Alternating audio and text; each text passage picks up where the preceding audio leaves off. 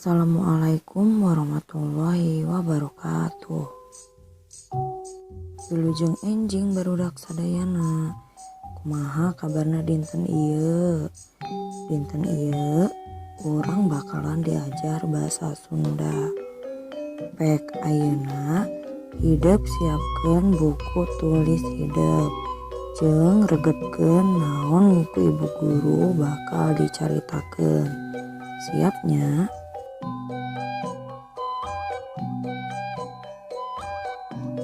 Di urang mah ilaharna teh resep ngukut sasatoan jeung miara tatangkalan.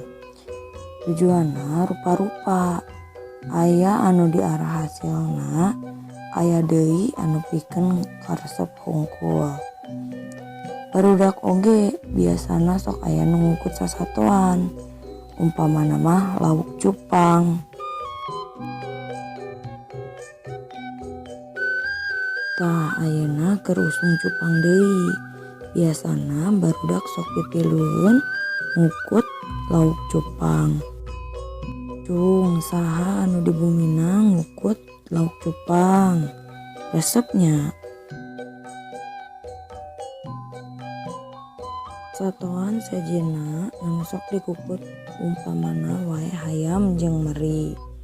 Ieu mah pikeun diarah hasilna. Boh endogna, boh dagingna. Ari sato gelde nu sok dikukut umpamana wae sapi, munding jeung kuda. Mun di balong anu dikukut teh lauk. Ieu ge rupa-rupa. Aya lauk emas, aya lauk jair. Hidep tangtu geus apal. Lauk naon wae nu sok aya di balong teh. Kitu deui di sabudereun imah. Biasana sok aya tatangkalan. Aya anu diarah pikeun bahan kadaharan, aya deui anu dipake hiasan.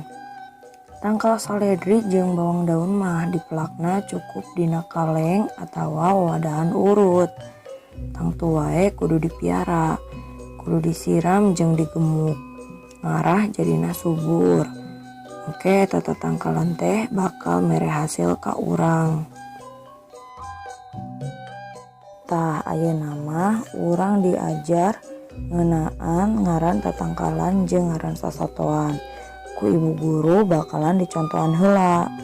Pek ku hideuk turutan. Oke, kirimkeun ka voice note ibu guru atau bapak guru hideuk.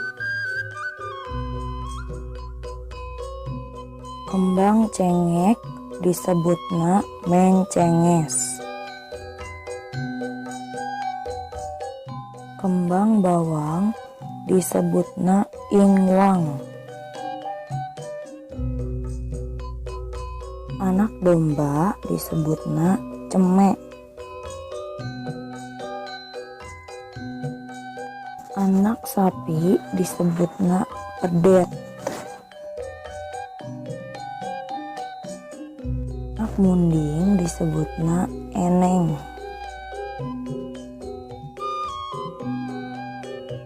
Terakhir anak kuda disebutna belo.